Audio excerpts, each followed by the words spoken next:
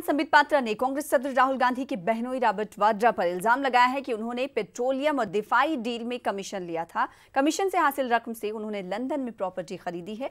दिल्ली में मीडिया से खिताब करते हुए संबित पात्रा ने राहुल गांधी पर 5,000 करोड़ के गबन का भी इल्जाम लगाया। जब हम जगह टीवी ऑन किया हमने देखा 2 अपराधियों के पोस्टर लगे हुए थे कांग्रेस पार्टी के दफ्तर के सामने।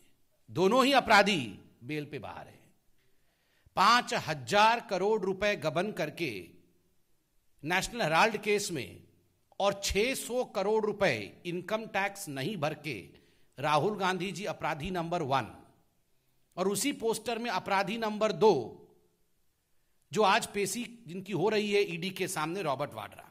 आज हम इस बेल फैमिली से, जिस परिवार के तमाम लोग बेल पे बाहर हैं, ये 4 सवाल जो हमने पूछा है उसका जवाब चाहते हैं कि इसका जवाब ये बेल परिवार यथाशीघ्र दे। और जो पोस्टर लगा हुआ है उनके कांग्रेस पार्टी के दफ्तर के बाहर, आप अपराधियों को बढ़ावा देते हैं। जिनको ईडी पूछताछ कर रही है उन अपराधियों के पोस्टर आप लगाते हैं। धिक्कार है। 2019 की लड़ाई भ्रष्टाचारियों बनाम मोदी की है। पोस्टर